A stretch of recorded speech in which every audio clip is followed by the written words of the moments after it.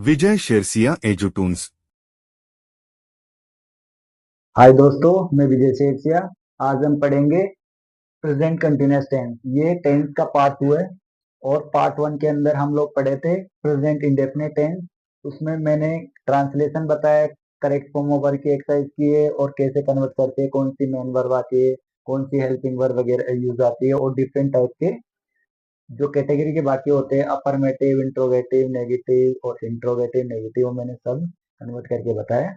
और उसमें मैंने बताया कि सिंगुलर कर्ता क्या होते हैं, सिंगुलर सब्जेक्ट क्या होते हैं, प्लूरल सब्जेक्ट क्या होते हैं, वो सब बताया मैंने। मेन वर्ब क्या होती है, हेल्पिंग वर्ब क्या होती है, तो सब कुछ बताया। तो आज हम बात करेंगे प्रेजेंट कंटिन्यूअस। अगर आपने वो वीडियो नहीं देखा तो वो पहले वो वीडियो आप देख सकते हो प्ले लिस्ट में जाके। आज हम बात करेंगे प्रेजेंट कंटिन्यूअस टेंस। तो प्रेजेंट कंटिन्यूअस की बात करें तो सबसे पहले इसकी पहचान की बात कर लेते हैं, उसके बाद समझेंगे होता क्या। ठीक है। एक कंटिन्यूअस शब्द होता है, उससे आप क्या समझते हो? कंटिन्यूअस का मतलब में सीधा हम बात करें तो कंटिन्यूअस मतलब कोई चीज लगातार चल रही है, कोई चीज लगातार हो रही है, मतलब कंप्लीट नहीं हुई, अभी वो चल ही रही है, अभी वो चल रही है। तो कंटिन्यूअस का मतलब होता है कि कोई चीज लगातार चल रही है, अभी तक वो काम, जो भी हम काम कर रहे हैं वो चल रहा है। जैसे मैं बोलूँ कि मैं टेंस पढ़ा रहा हूँ, अभी तक हमारा टेंस टॉपिक कंप्लीट नहीं हुआ, तो एक तरीके से वो हो गया, कंटिन्यूस हो गया। ठीक है। तो अब इसकी पहचान की बात करते हैं। तो देखो, पहचान इसकी होती है, पहचान रहा है, रहिए और रहे। तो जब भी वाक्य के अंत में ये शब्द आए कि रहा है, रहिए और रहे, तो अब इसमें एक चीज देखिए कि रहा है, रही है और रहे, ये तो कंटिन्यूस की पहचान हो गई। और इसके पीछे आ गया है और है, ये हो गई प्रेजेंट की। तो ये प्रेजेंट कंटिन्यूस की पहचान है। एक वाक्य बनाता हूँ मैं हिंदी में, उसके बाद समझते हैं हम लोग। देखिए, राम खेल रहा है। अब मैंने ये वाक्य बना दिया। अब इसमें आप देख पा रहे हैं कि ये शब्द आ रहा है रहा है। ठीक है। तो रहा, रहा ये तो कंटिन्यूस हो गया। ये हो गया कौन सा टेंस? कंटिन्यूस, क्योंकि रहा आ रहा है। अब कंटिन्यूस भी बहुत सारे होते हैं, present continuous, past continuous, future continuous, future perfect continuous, past perfect continuous. तो पहचाने कैसे ये कौन सा है? तो सबसे पहले ये तो कंटिन्यूस की हो गई। और ये आप देख पा रहे है, तो है क्या बताया जाता है? ये कि प्रेजेंट टेंस है। ये कौन सा टेंस है? प्रेजेंट टेंस है। तो इससे हम लोग यहाँ पे पहचान पा रहे ये कौन सा टेंस आ गया? प्रेजेंट कंटिन्यूस टेंस आ गया। ठीक है। अब इनकी हेल्पिंग वर्ब के बारे में बात कर लेते हैं। तो सबसे पहले देखो, इसकी हेल्पिंग वर्ब के बारे में बात करेंगे तो मैं आपको सिंपली याद करवा देता हूँ, बाद में दिक्कत नहीं आएगी। ठीक है। तो पहले कंटिन्यूस की बात करते हैं। तो देखो, जो आपको ध्यान रखना है वो बातें वो पहले यहाँ पे देखिए। कंटिन्यूस की बात करेंगे तो जितने भी कंटिन्यूस आए ना, चाहे वो प्रेजेंट का हो, पास्ट का हो, फ्यूचर का हो, या present perfect continuous, past perfect continuous, या फ्यूचर परफेक्ट कंटिन्यूस, जितने भी परफेक्ट कंटिन्यूस आए या कंटिन्यूस आए, जब भी आपको कंटिन्यूस दिखे तो एक चीज तो लगाना ही है। वो क्या है? कि क्रिया की पहली फॉर्म प्लस आईएनजी। ये चीज तो सब में कॉमन रहेगा, ये चीज तो सब में कॉमन रहेगा। जब भी कंटिन्यूस आए तो ये चीज तो आपको लगानी है। और अब चेंज क्या होगा? अब इसमें चेंज क्या होता है? चेंज क्या होती है? ओनली हेल्पिंग वर्ब चेंज होती है। ये क्या होती है? ओनली हेल्पिंग वर्ब चेंज करेंगे। और मेन वर्ब तो हमेशा मेन वर्ब की पहली फॉर्म प्लस आएंगी, ये तो सब में आएगा। ये चीज आपको ध्यान रखनी है, ये चीज बहुत इंपॉर्टेंट है, आप नोट कर सकते हो। अगर ये चीज आपको याद रही तो आराम से पता पड़ जाएगा ही। चेंज क्या होता है कि ओनली हेल्पिंग वर्ब होती है। जैसे प्रेजेंट की बात करें तो इज एम आर होती है। अगर इज एम और आर। पास्ट की बात करें तो वॉज वर हो जाएगी। अगर फ्यूचर की बात करें तो विल भी और सेल भी हो जाएगी। और ये तो क्रिया की पहली फॉर्म तो ये सेम ही रहेगी। चेंज क्या होता है? ओनली हेल्पिंग वर्ब चेंज होती है। तो मैं उम्मीद करता हूँ कि आपको ये इतना समझ में आ गया होगा। अब हम लोग बात करते हैं कि ट्रेनिंग की, ट्रांसलेट मतलब हिंदी से इंग्लिश में वाक्य कैसे बनाए, मतलब ट्रांसलेट कैसे करें, तो वो जानते हैं पहले। तो इसको मैं बिठान रहा हूँ। ठीक है। तो पहले ये मैंने लिखा है यहाँ पे, ये फॉर्मूला टाइप से, तो इससे भी आप समझ सकते हो। सबसे पहले आपको लेना है कर्ता, कर्ता के बाद हेल्पिंग वर्ब। देखो हेल्पिंग वर्ब भी इसमें तीन हेल्पिंग वर्ब, इज, एम और आर। जैसे करता है ही, सी, इट, नेम, उनके साथ क्या आ जाएगी, इज, ये एक वचन करता है। और आई की बात करें, आई के साथ क्या आ जाएगी, एम। और वी, यू, दे के साथ क्या आ जाएगी, आर। और मैंने एक चीज बताई की थी, कंटिन्यूस में क्रिया की पहली फॉर्म तो आएगी, तो first form plus ING, first form plus ING, first form plus ING, और लास्ट में ऑब्जेक्ट ऑब्जेक्ट ऑब्जेक्ट। सिर्फ ये चीज आपको याद रखनी है, ये तो मैंने याद करवाई दिया आपको, first form plus ING continuous में ये तो हमेशा आएगा, ठीक है। और मैंने प्रीवियस वीडियो में एक चीज बताई थी कि ओनली दो ही टेंस ऐसे होते हैं, प्रेजेंट इंडेफिनेट और पास्ट इंडेफिनेट, जिनमें सिंपल वाक्य में हेल्पिंग वर्ब काम में नहीं आती। और उनके अलावा जितने भी टेंस होते हैं ना, जिनके सिंपल वाक्य मतलब अफर्मेटिव सेंटेंस के अंदर हेल्पिंग वर्ब काम में आएगी। बस ये चीज आपको ध्यान रखनी है, ये मैंने प्रीवियस वीडियो में डिटेल में समझा रखा है, तो आप वहां पे जाके देख सकते हो, प्लेलिस्ट में है वो वीडियो। तो अब हम लोग ट्रांसलेट स्टार्ट करते हैं। पहले ये देखिए, वाक्य देखिए। जैसे हो गया ये, राम खेल रहा है। ये ये प्रीवियस वीडियो में मैंने चार कैटेगरी के वाक्य करवाए थे, तो उसी का एक तरीके से मान सकते हैं कि फर्स्ट कैटेगरी का वाक्य, तो इसको मैं बोल सकता हूँ कि अफर्मेटिव। ये देखिए अफर्मेटिव सेंटेंस है, ये कौन सा है, अफर्मेटिव की बात करते हैं, अफर्मेटिव। ठीक है, अफर्मेटिव ऐसे सिंपल सेंटेंस ही बोल सकते हैं, इसे क्या बोल सकते हैं, सिंपल सेंटेंस ही बोल सकते हैं, सिंपल सेंटेंस। ठीक है, अब हम लोग यहाँ पे कन्वर्ट करते हैं। पहले मैं एक हिंदी में वाक्य लिख देता हूँ, जैसे राम खेल, जैसे ऑब्जेक्ट भी करते थे, राम क्रिकेट खेल रहा है।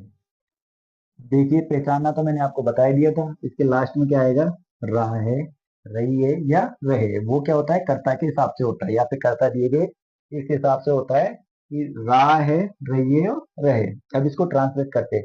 सबसे पहले ये आप सिंपल ये फॉर्मूला है इसका, ये देख सकते हो जो फॉर्मूला है। सबसे पहले मेरे को यहाँ पे लेना पड़ेगा कर्ता। अब कर्ता देखो यहाँ पे क्या है, नाम है राम, तो ये हो गया नेम, तो नेम हो गया, तो नेम तो सबसे पहले करता है, तो करता यहाँ पे नेम है, तो ये आ जाएगा, ये आ जाएगा राम। ठीक है, तो नेम आ गया। उसके बाद हम लोग क्या करेंगे, हेल्पिंग वर्ब यूज करेंगे। इसको क्या बोलते हैं, हेल्पिंग वर्ब होती है, इसको हम लोग क्या बोलते हैं, हेल्पिंग वर्ब। ये बताती है कि कौन सा टेंस है, प्रेजेंट का है, पास्ट का, फ्यूचर का है। ठीक है, तो ये हेल्पिंग वर्ब डिसाइड करती है। तो अब ये नेम है, एक वचन करता है, तो एक वचन करता है, एक वचन करता के साथ इज आएगा, तो राम, इसको मैं से लिखता हूँ, राम इज। फिर उसके बाद देखना है क्रिया, क्रिया की पहली फॉर्म। अब क्रिया क्या है, क्रिया आपको यहाँ पे क्या दिख रही है, खेलना, खेलना। तो खेलना को क्या बोलेंगे हम लोग, प्ले। खेलना को क्या बोलेंगे, प्ले। अब खेलना को प्ले बोलेंगे, और क्रिया की पहली फॉर्म के साथ क्या आएगी, आईएनजी। तो क्रिया की पहली फॉर्म के साथ ये आएंगे आ गए। फिर उसके बाद ऑब्जेक्ट। अब ऑब्जेक्ट क्या है यहाँ पे, ऑब्जेक्ट एक चीज है, तो यहाँ पे आ जाएगा क्रिकेट, ये आ जाएगा क्रिकेट। अब ये सिंपल अफर्मेटिव सेंटेंस कंप्लीट हो गया। फिर से मैं आपको रिपीट करता हूँ। सबसे पहले इसमें क्या है, देखो इसमें न तो नहीं है, न क्या से स्टार्ट हो रहा है, न क्वेश्चन मार्क है। तो सिंपल सेंटेंस है अफर्मेटिव, तो अफर्मेटिव का सिंपल वाक्य बनाना है। सबसे पहले देखना है कर्ता। अब ये फॉर्मूला है, ये आपको याद करने में आसानी रहेगी। तो सबसे पहले नाम है किसी का, तो नाम राम। अब राम है, तो राम के साथ इज है मार, तो इज लगेगा। इसके साथ फिर क्या देखना है हमको, क्रिया। क्रिया क्या है, खेलना। खेलना हो गया, तो खेलना को क्या बोलेंगे हम लोग, प्ले। प्ले, और क्रिया के साथ आईएनजी, ये आईएनजी आ गया, और आईएनजी फिर ऑब्जेक्ट। ऑब्जेक्ट क्या है, क्रिकेट। इसका एक और एग्जांपल करते हैं, एग्जांपल नंबर 2। जैसे मैं पढ़ा रहा हूँ, ठीक है, मतलब मैं पढ़ रहा हूँ। ठीक है, तो ये एक तरीके से ये वाक्य हो गया इसका कंटिन्यूस का। अब इसकी बात करते हैं हम लोग। तो सबसे पहले देखो यहाँ पे करता क्या है, मैं। अब मे को आपको पता ही है कि मे को क्या बोलते, आई। अब सबसे पहले क्या आएगा करता, आई। आई आ गया, इतना आपको समझ में आ गया होगा। ये इतना आपको समझ में आ गया। अब आई के साथ क्या आती है हेल्पिंग वर्ब एम, क्या आती है एम। तो एम आ गई हेल्पिंग वर्ब, आई है, ठीक है। अब इसके बाद क्रिया क्या है, पढ़ाना। तो पढ़ाना को क्या बोलते, टीच। क्या बोलते, टीच। अब क्रिया की पहली फॉर्म के साथ आएंगी, तो ये आ जाएगा आएंगी। तो ये वाक्य बन गया कि आई एम टीचिंग, मतलब मैं पढ़ा रहा हूं। तो ये फर्स्ट कैटेगरी का सेंटेंस, मैं उम्मीद करता हूं आपको समझ में आ गया होगा। अब हम लोग नेगेटिव सेंटेंस की बात करेंगे।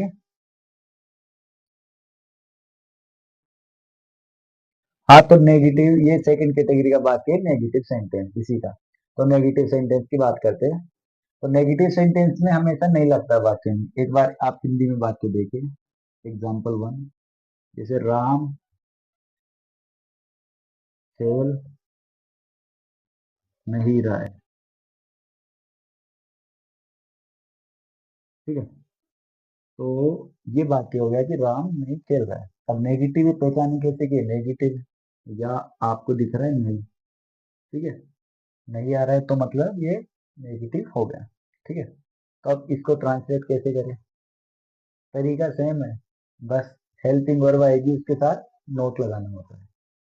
हेल्पिंग वर्ब आएगी उसके साथ नोट लगता है। मैंने प्रीवियस वीडियो में बता रखा है कि हम लोग कन्वर्ट कैसे करते हैं, नेगेटिव सारे डिटेल में समझा रखे, उसमें आप देख सकते हो एक बार बेसिक से।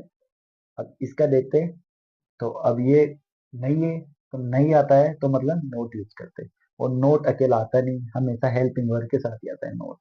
तो इसका सीधा देखिए, एक बार आप इसका फॉर्मूला लिख सकते हो, और फिर मैं डायरेक्ट बनाना सिखाता हूँ। तो पहले इसका सब्जेक्ट लिख लो, सब्जेक्ट मतलब कर्ता, ठीक है।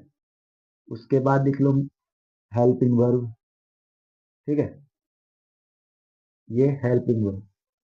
हेल्पिंग वर्ब के साथ यहाँ पे मैं लिख सकता हूँ नोट, ठीक है।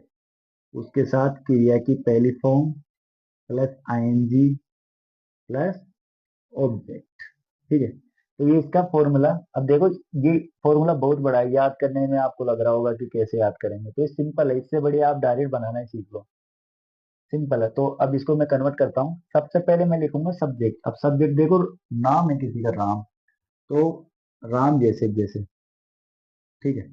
उसके बाद हम लोग देखेंगे हेल्पिंग वर्ब। अब यहाँ पे देखो, यही चीज काम आ जाएगी, सिर्फ थोड़ा बहुत चेंज होगा। यहाँ पे राम किसी का नाम है, तो नाम के साथ इज हेल्पिंग वर्ब, तो यहाँ पे आ जाएगी इज हेल्पिंग वर्ब। क्या आ जाएगी, इज हेल्पिंग वर्ब। उसके बाद अब नेगेटिव है, तो यहाँ पे क्या लगेगा, नोट लगेगा। तो राम इज नोट, ठीक है, राम इज नोट। अब उसके बाद क्या लगेगी क्रिया। अब क्रिया क्या है, खेलना। अब खेलना को हम लोग क्या बोलते हैं, प्ले। तो खेलना को क्या बोलते हैं, play। खेलना हो गई प्ले, और क्रिया के साथ आएंगी, तो ये प्लेइंग, ठीक है। तो ये हमारा अब ऑब्जेक्ट कुछ है नहीं, तो ये बाकी हो गया। अब देखो, जो अफर्मेटिव और इसमें फर्क क्या है। अफर्मेटिव और इसमें अंतर सिर्फ एक है कि ये बस ये नोट लग जाता है हेल्पिंग वर्ब के साथ। अगर नोट हटा दो मान लो, तो ये अपना अफर्मेटिव बन गया। अब इसमें नहीं आ रहा है तो इसके साथ नोट लगा दो, बस इतना ही है। इस फॉर्मूले को याद करने की जरूरत है ही नहीं इतना, ये तो डायरेक्ट ही बन जाता है। क्योंकि ये चीज तो मैंने आपको बता रखी है, कंटिन्यूस है तो क्रिया की पहली फॉर्म प्लस आएंगी, ये तो आपको याद ही है।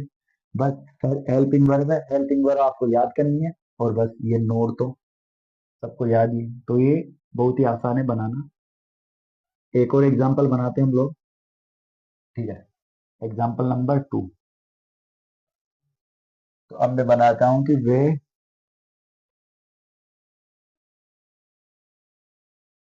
अखबार पढ़ रहे हैं। वे अखबार पढ़, वे अखबार पढ़ नहीं रहे, वे अखबार पढ़ नहीं रहे, ठीक है। ये नेगेटिव वाक्य हो गया। अब इसको कन्वर्ट कैसे करें, वही है। सबसे पहले यहाँ पे कर्ता देखेंगे। अब कर्ता यहाँ पे क्या है, दे। क्या करता है यहाँ पे, दे। तो ये हो गया हमारा कर्ता। अब कर्ता के बाद हम लोग देखेंगे हेल्पिंग वर्ब। अब हेल्पिंग वर्ब देखो, यहाँ पे देखो, इसके साथ तो इज है, आई के साथ एम है और इनके साथ आर है, तो दे का पे ये, और दे के साथ क्या आएगा, आर। तो इसकी हेल्पिंग वर्ब क्या हो गई, आर। क्या हो गई, आर। They are. अब नोट वाला है तो मैं क्या बताया था कि नोट हमेशा हेल्पिंग वर्ब के साथ आएगा, तो हेल्पिंग वर्ब इसकी आर है, तो आर के साथ क्या आ जाएगा, नोट। क्रिया क्या है, पढ़ना। अब पढ़ना को क्या बोलते, रीडिंग। पढ़ना को क्या बोलते, रीडिंग। अब कंटिन्यूस है तो क्रिया की पहली फॉर्म के साथ आएंगे आ जाएगा, तो रीडिंग। अब इसमें ऑब्जेक्ट है, ऑब्जेक्ट क्या है, अखबार। तो अखबार को क्या बोलते हैं हम लोग, न्यूज पेपर। तो ये हमारा कन्वर्ट हो गया। तो सेंटेंस की सेकंड कैटेगरी का वाक्य, नेगेटिव सेंटेंस, वो भी कंप्लीट हो गया। अब हम लोग थर्ड कैटेगरी का वाक्य मतलब इंट्रोगेटिव, तो इंट्रोगेटिव की हम लोग बात करेंगे। थर्ड कैटेगरी के बाद, थर्ड कैटेगरी के सेंटेंस की बात करते हैं, इंट्रोगेटिव सेंटेंस। ठीक है, तो इंट्रोगेटिव सेंटेंस क्या होता है, मैंने पिछले वीडियो में बताया था, इंट्रोगेटिव सेंटेंस हमेशा हेल्पिंग वर्ब से स्टार्ट होता है। किससे होता है, हेल्पिंग वर्ब से। इंट्रोगेटिव सेंटेंस हमेशा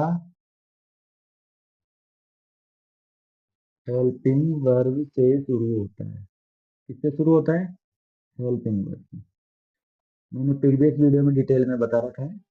ठीक है, और इसमें हमेशा हम लोग क्या से किसी से क्वेश्चन करते हैं, मतलब प्रश्न पूछते हैं, और उस पर्सन का उत्तर आता है ओनली यस या नो।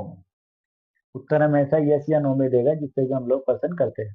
और अगर उनके आगे डब्ल्यू एच वर्ड लगा देते हैं हम लोग, तो हमें वो चीज एक्सप्लेन करनी होती है।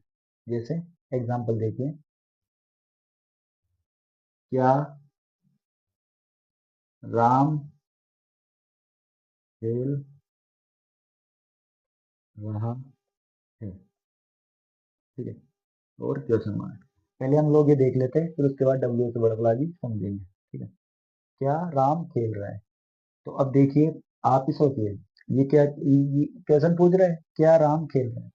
अब जब भी ये क्वेश्चन आ जाए तो आप ही सोचो कि हम लोग इसको डिटेल में आंसर देंगे या यस या नो में आंसर देंगे। तो आप बोलोगे सर इसका आंसर तो हम यस या नो में देंगे, क्योंकि ये ओनली ये पूछ रहा है कि खेल रहा है कि नहीं खेल रहा, या तो हाँ या ना। ठीक है, अगर जैसे अगर इसके आगे डब्ल्यू एच वर्ड लग जाए, जैसे ये किस तरीके से वाक्य बनेगा, ये देखो, राम क्या खेल रहा है। अब देखिए डब्ल्यू एच वर्ड लगने के बाद ये इस तरीके का वाक्य बन जाता है। अभी इसको कन्वर्ट करके अभी कन्वर्ट करेंगे, पहले हिंदी में समझिए। राम क्या खेल रहे हैं, अब इसका आंसर आप यस या नो में नहीं दे सकते, आपको एक्सप्लेन करना ही पड़ेगा कि राम क्या खेल रहे हैं। ठीक है, अब इसको कन्वर्ट करते हैं। अब देखिए ये क्या से स्टार्ट हो रहा है बाकी, मतलब हेल्पिंग वर्ड से स्टार्ट हो रहा है। अब हेल्पिंग वर्ड हमेशा कर्ता के हिसाब से लगती है, किसके हिसाब से, कर्ता। सबसे पहले इसका मैं लिखा देता हूँ, इसका फॉर्मूला। इसका फॉर्मूला सबसे पहले हेल्पिंग वर्ब, ठीक है, उसके बाद सब्जेक्ट, उसके बाद वर्ब की फर्स्ट फॉर्म प्लस आईएनजी, उसके बाद ऑब्जेक्ट और फिर क्वेश्चन मार्क। तो ये इसका एक तरीके से फॉर्मूला हो गया। आपको फॉर्मूला याद करने की जरूरत नहीं पड़ेगी, ऐसे समझ में आ जाएगा। ठीक है, तो सबसे पहले आपको क्या दिख रहा है और करता क्या है, राम। अब राम देखो, यहाँ पे देखो, यही चीज काम आने वाली है पूरे टेंस में। तो अब राम क्या है, नेम है किसी का, नेम के साथ इज, हेल्प में क्या लगेगी, इज। तो यहाँ पे हम लोग क्या लगाएंगे, इज। ठीक है, उसके बाद करता, तो करता क्या है, राम। ठीक है, देखो, हेल्पिंग वर्ब फिर करता, उसके बाद क्रिया, क्रिया, क्रिया क्या है यहाँ पे, खेलना। खेलना को क्या बोलते हैं हम लोग, प्ले। खेलना क्या बोलते हैं, प्ले। और कंटिन्यूस है तो आईएनजी तो आएगा हमेशा क्रिया के साथ। ठीक है, तो इज राम प्लेइंग, तो क्या राम खेल रहा है, और ये क्वेश्चन मार्क। तो ये आपका ट्रांसलेट हो गया। अब देखो फॉर्मूला याद करने की जरूरत ही नहीं पड़ेगी, क्योंकि सीधा अगर क्या से स्टार्ट हो रहा है तो हेल्पिंग वर्ब, उसके बाद करता आ जाएगा सब्जेक्ट, उसके बाद क्रिया की पहली फॉर्म प्लस आएंगी, अगर ऑब्जेक्ट है तो लगा दो, नहीं है तो जैसे जैसे आ जाएगा। तो ये हो गया। अब डब्ल्यू एच वर्ड आई, जो डब्ल्यू एच वर्ड वाले हैं उनकी बात करें तो देखो, डब्ल्यू एच वर्ड वाले में इतना कोई ज्यादा दिक्कत वाली बात है नहीं।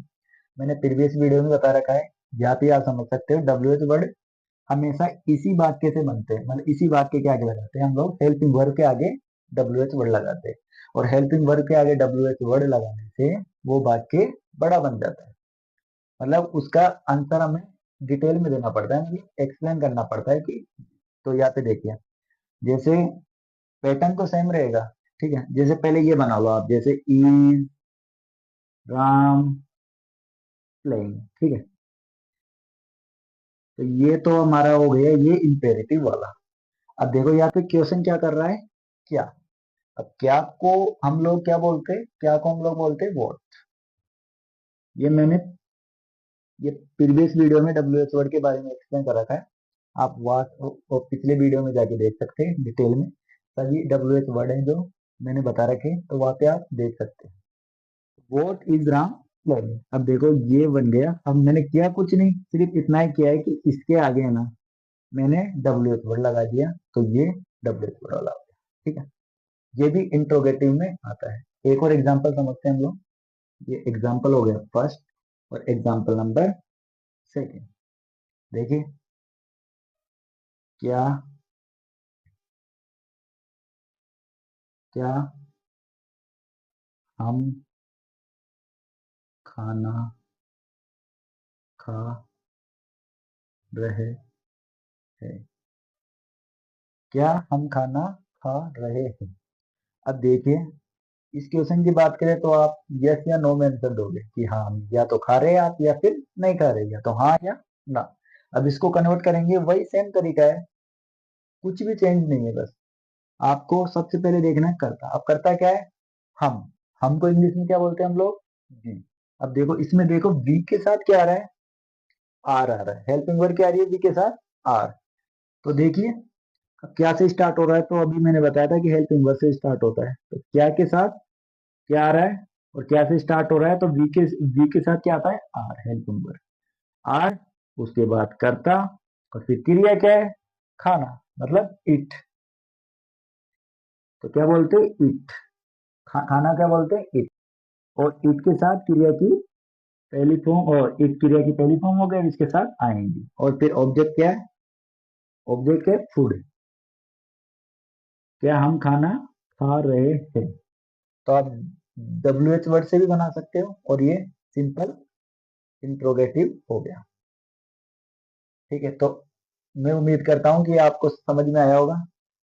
अब हम लोग फोर्थ कैटेगरी का जो वाक्य है इंट्रोगेटिव, फोर्थ कैटेगरी का वाक्य है इंट्रोगेटिव नेगेटिव, इसकी बात करेंगे। पहले मैं हिंदी में वाक्य बनाता हूँ, उसके बाद आपको ये समझ में आएगी कि किस तरीके का वाक्य इसमें बनने वाला है, ठीक है। तो इसका एग्जाम्पल फर्स्ट देखते हैं। क्या राम खेल नहीं रहा है, ठीक। अब वाक्य देख के आपको समझ में आ गया होगा कि ये इंट्रोगेटिव नेगेटिव वाक्य है। और जो इंट्रोगेटिव और इंट्रोगेटिव नेगेटिव में अंतर क्या है, सिर्फ ये इतना ही फर्क है, ये ओनली इसमें नहीं आ रहा है, उसमें नहीं नहीं आता बस। और जो फॉर्मेशन है वो सेम रहेगी, बस इसमें थोड़ा एक चीज एड ऑन करना पड़ेगा। पहले इसका फॉर्मूला लिख देते हैं, उसके बाद ट्रांसलेट हम लोग इसकी करेंगे। तो पहले इसका फॉर्मूला देखिए आप। पहले आता है हेल्पिंग वर्ब। ये तो आपको पता है, जब भी वाक्य क्या से स्टार्ट होता है तो हमेशा हेल्पिंग वर्ब तो आएगी। Helping verb plus subject. अब देखिए इंपॉर्टेंट चीज क्या है इसमें, कि नोट है ना, वो नोट हमेशा सब्जेक्ट के बाद ही आता है। इसमें क्या आता है, सब्जेक्ट के बाद आता है नोट, बस ये ध्यान रखना है। और ये पहला जो इंट्रोगेटिव सिंपल इंट्रोगेटिव वाला वाक्य था उसकी तरह ही, बस इसमें सब्जेक्ट के बाद नोट लग जाता है ट्रांसलेशन में। प्लस वही क्रिया की पहली form plus ING plus object, ये चीजें सेम रहेगी, इनमें तो कोई चेंज ही नहीं होगा। बस ये ये चीज ध्यान रखनी है आपको इसमें, ये मेन है कि सब्जेक्ट के बाद नोट लगता है। और ये चीज मैंने प्रीवियस वीडियो में बताई है, वहां से भी आप देख सकते हैं उसका। तो अब इसको हम लोग ट्रांसलेट करते हैं। तो देखिए, पहले हेल्पिंग वर्ब। अब हेल्पिंग वर्ब क्या होती है? हेल्पिंग वर्ब इसके हिसाब से देखते हैं, कर्ता के हिसाब से। कर्ता क्या है? राम। राम के हिसाब से नेम है, नेम के हिसाब से इज। तो इज, फिर कर्ता राम। अब देखो यहाँ पे नोट लग गया, ठीक है। इज राम नॉट, तो क्रिया क्या है? खेलना। खेलना को हम लोग क्या बोलेंगे? प्ले। प्लेइंग, ठीक है। और फिर क्वेश्चन मार्क। अब देखो ये आप देख रहे होंगे, ये तो बिल्कुल इंट्रोगेटिव जैसा ही है। बस इसमें अंतर ये इस नोट का आ रहा है, बस ये सब्जेक्ट के बाद नोट लगता है और सब चीजें सेम है। और आप डब्ल्यू एच वर्ड वाला जो सेंटेंस बनाना चाहते हो, यहाँ पे डब्ल्यू एच वर्ड लग जाता है। वॉट, हाउ, वाई, वेयर, जितने भी डब्ल्यू एच वर्ड है वो आप यहाँ पे यूज कर सकते हो। इसका एक और एग्जांपल देखते हैं। क्या वह खाना पका नहीं रही? अब देखो, इसमें ये वाक्य हो गया। अब ये पहचान का तो आपको पता पड़ ही होगा, अभी बताने की जरूरत नहीं है बार बार। तो देखिए, अब ये क्या है? क्या से स्टार्ट हो रहा है? तो मतलब हेल्पिंग वर्ब। हेल्पिंग वर्ब इसके हिसाब से। अब ये वाक्य से पता पड़ रहा है ये किसी फीमेल की बात कर रहा है, तो फीमेल मतलब सी। सी के साथ क्या आता है? इज। तो इज सी। उसके बाद नहीं है। नहीं है तो नोट हमेशा कर्ता के बाद। Is she not. क्रिया क्या है? पकाना। पकाना को हम लोग क्या बोलेंगे? कुक। क्या बोलेंगे? Cook. Cook, cook form plus ING. और फिर ऑब्जेक्ट क्या है अपने पास? खाना। मतलब इसको क्या बोलते हैं? फूड। क्या बोलेंगे? फूड। ये हमारा वाक्य कन्वर्ट हो गया। अब हम लोग इसके करेक्ट फॉर्म ऑफ वर्ब और ट्रांसलेशन के कुछ क्वेश्चन प्रैक्टिस करते हैं। तो देखिए, तो हम लोग यहाँ पे क्वेश्चन देखते हैं, एक तो ट्रांसलेशन के और एक करेक्ट फॉर्म ऑफ वर्ब के। तो प्रैक्टिस करते हैं। देखिए, ये हमारे पास पहला वाक्य है, तुम किताब पढ़ रहे हो, ठीक है। इसको ट्रांसलेट करेंगे। तो सबसे पहले हम देखेंगे कर्ता। अब कर्ता क्या है यहाँ पे? तुम को हम लोग क्या बोल सकते हैं? यू, ठीक है। यू। यू के साथ क्या आता है? Helping verb. इस एम में से यू के साथ क्या आएगा? आर। क्या आएगा? आर, ठीक है। उसके बाद क्रिया क्या है? पढ़ना। पढ़ना क्या बोलेंगे हम लोग? रीड। क्या बोलेंगे? रीड। और रीड के साथ आईएनजी आता है, रीडिंग। और क्या पढ़ रही? किताबें। तुम किताब पढ़ रहे हो, ठीक है। तो ये हमारा सिंपल सेंटेंस हो गया था, अफर्मेटिव का एग्जांपल है ये। तुम किताब पढ़ रहे हो, ना तो ये क्या से स्टार्ट हो रहा है ना इसमें नहीं आ रहा। तो इसलिए ये अफर्मेटिव सेंटेंस है। और अफर्मेटिव में पहले सब्जेक्ट आता है, फिर हेल्पिंग वर्ब आती है, और फिर वर्ब आती है, मेन वर्ब। और मेन वर्ब की फर्स्ट फॉर्म प्लस आईएनजी और फिर ऑब्जेक्ट। तो ये सिंपल हो गया। अब देखो, ये भी वही है, अफर्मेटिव।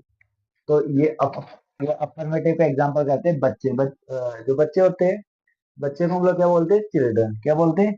चिल्ड्रन, ठीक है।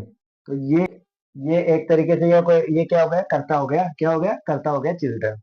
अब देखो, चिल्ड्रन क्या होता है? ये भी होता है प्लूरल सब्जेक्ट होता है, मतलब बहुवचन कर्ता होता है, ठीक है। तो बहुवचन करता है, तो इसके साथ बहुवचन वाला ही जो हेल्पिंग वर्ब है वो काम आएगी। तो बहुवचन कर्ता वाली हेल्पिंग वर्ब क्या होती है? आर। तो चिल्ड्रन आर, चिल्ड्रन आर हो गया। अब क्या कर रहे? खेल रहे। तो खेलना को क्या बोलते हैं हम लोग? प्ले। क्या क्या बोलेंगे? प्ले। और प्ले के साथ क्रिया की पहली फॉर्म आएंगी। और कहाँ पे? पार्क में। ये ऑब्जेक्ट हो गया, इन द पार्क। मतलब पार्क में खेल रहे हैं। अब देखिए, ये जो थर्ड कैटेगरी का वाक्य, इसमें देखिए, क्या वह मोबाइल का उपयोग कर रहा है? मतलब ये हो गया इंट्रोगेटिव। इंट्रोगेटिव सेंटेंस, क्योंकि इंट्रोगेटिव है। हमने पहचाना कैसे? पहचाना ऐसे, देखो ये क्या दिख रहा है आपको? क्या आ रहा है? तो जब भी वाक्य क्या से स्टार्ट होता है वो इंट्रोगेटिव होता है। अगर इसमें नहीं आ जाता तो वो इंट्रोगेटिव नेगेटिव हो जाता। अब देखिए, इसको कन्वर्ट कैसे करेंगे? सबसे पहले क्या से स्टार्ट हो रहा है, तो हेल्पिंग वर्ब आएगी। अब हेल्पिंग वर्ब कैसे आएगी वो हमें कर्ता के हिसाब से देखनी है। अब कर्ता क्या है? वह, मतलब किसी आदि इससे ये पता पड़ रहा है कि मेल की बात हो रही है। अब वह तो मतलब ही के साथ क्या आता है, इज। क्या आता है, इज। फिर उसके बाद क्या आ जाएगा, करता। करता क्या है, ही। ठीक है। अब उसके बाद क्या आएगी, क्रिया। अब क्रिया क्या है, उपयोग करना। उपयोग को क्या बोलते हैं हम लोग, यूज। क्या बोलते हैं, यूज। अब यूज की फर्स्ट फॉर्म और उसके साथ आईएनजी आ जाएगा। क्या आ जाएगा, आईएनजी। तो इज ही यूजिंग, और फिर ऑब्जेक्ट क्या है, मोबाइल। क्या है ये, मोबाइल। कि वो मोबाइल यूज कर रहा है। ठीक है, तो ये कन्वर्ट हो गया। अब उसके बाद बात करेंगे, फोर्थ सेंटेंस है, तुम घर साफ नहीं कर रहे हो। ठीक है, तो ये हमारा हो गया नेगेटिव वाला। कौन सा वाक्य हो गया, नेगेटिव। अब नेगेटिव में देखो कैसे क्या करते हैं। नेगेटिव जब मैं कन्वर्ट कराया था तो मैं बताया था कि नेगेटिव में हेल्पिंग वर्ब के साथ नोट आता है। क्या आता है, हेल्पिंग वर्ब के साथ हम लोग क्या लगाते हैं, इसमें नोट लगाते हैं। ठीक है, और यही सेम है जो जो अफर्मेटिव है, अफर्मेटिव की तरह है, बस ये हेल्पिंग वर्ब वर्ब के साथ यहाँ पे नोट लग जाता है। तो देखिए, तुम क्या है, करता। तुम मतलब यू। ठीक है, तो करता हो गया यू। करता क्या हो गया यहाँ पे, यू। अब यू के साथ हेल्पिंग वर्ब क्या आएगी, आर। You are. ठीक है। अब इसमें मेन वर्ब क्या है, साफ करना। साफ करना को हम लोग क्या बोलते हैं, क्लीन। क्या बोलेंगे, क्लीन। और क्लीन की पहली फॉर्म के साथ आईएनजी आ जाएगा। और क्या, घर। तो क्या क्या बोलेंगे, घर को क्या बोलेंगे, हाउस। तो you are cleaning, you are, यहाँ पे आ जाएगा not, you are not cleaning the house. क्या आएगा, you are not cleaning the house. मैं उम्मीद करता हूँ कि आपको ये समझ में आ गया होगा। फिफ्थ कैटेगरी, फिफ्थ वाक्य देखिए, ये भी सिंपल का है। तो सूरज चमक रहा है। सूरज एक तरीके से आ, आप लोग ये नेम है ना एक तरीके से, तो आप इसको नाम ही मान सकते हो।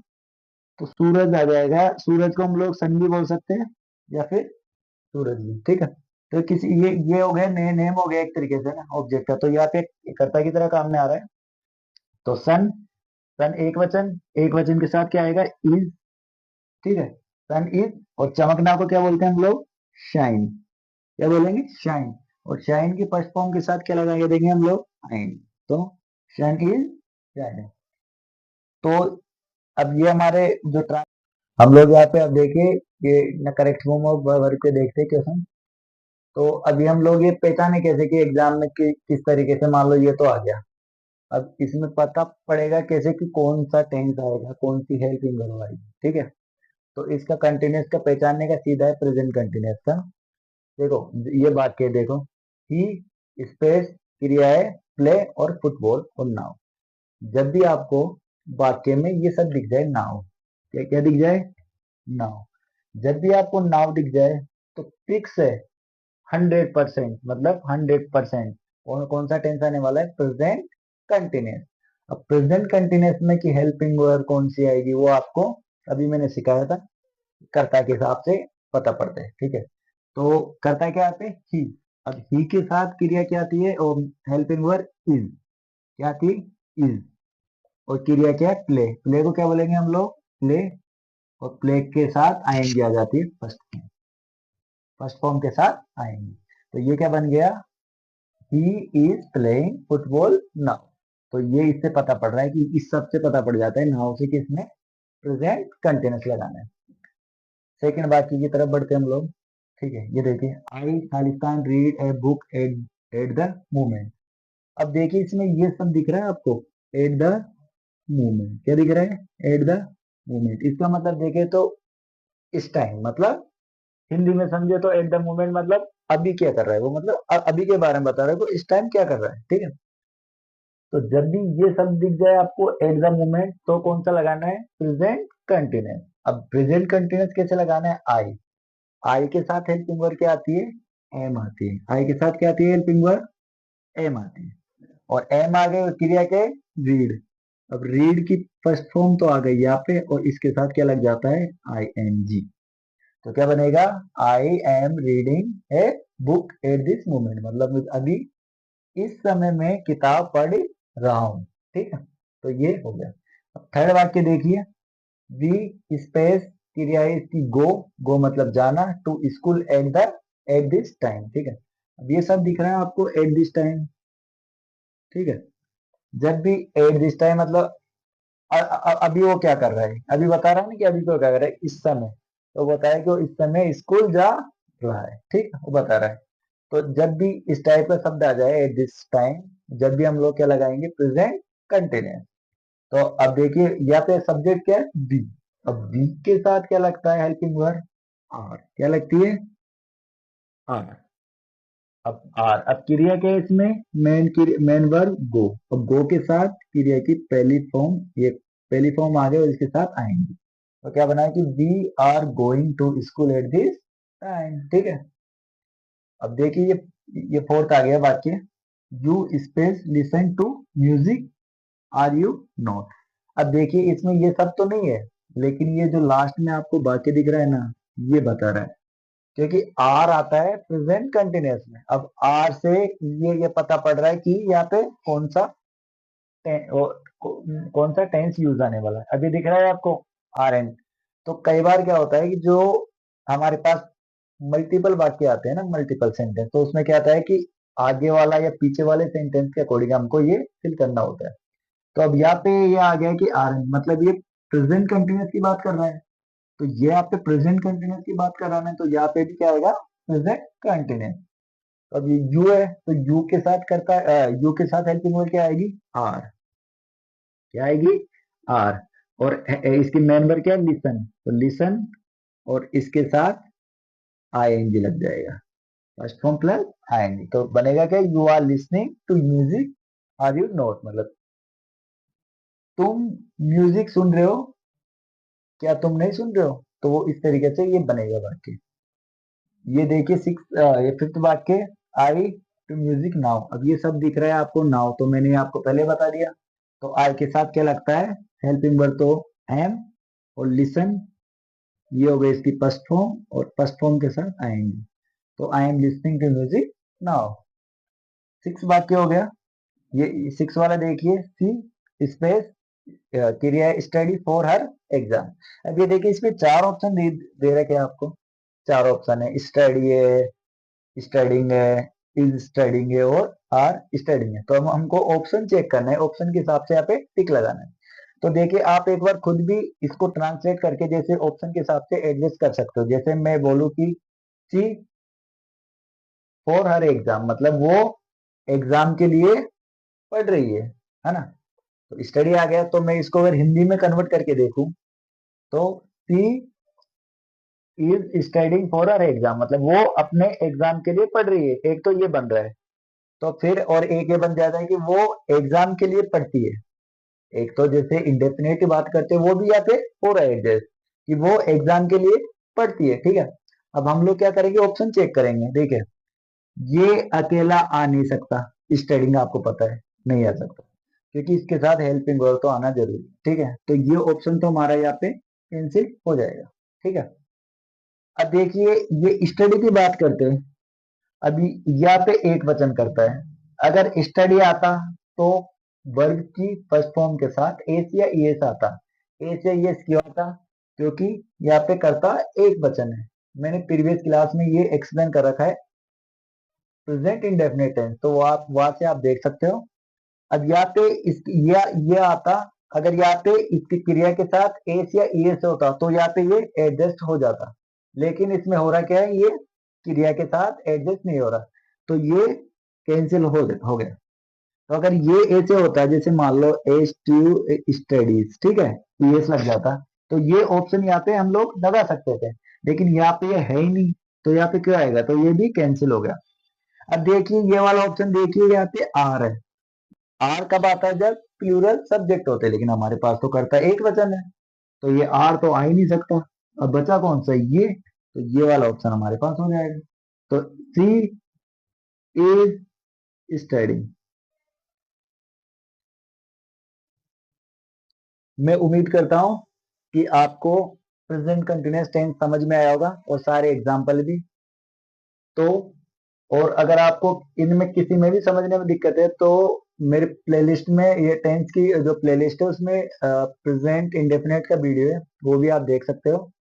अगर इनमें कुछ समझ में नहीं आया तो आपको अगर वीडियो अच्छा लगा तो वीडियो को लाइक कीजिए, और ऐसे वीडियो देखने के लिए चैनल को सब्सक्राइब कीजिए।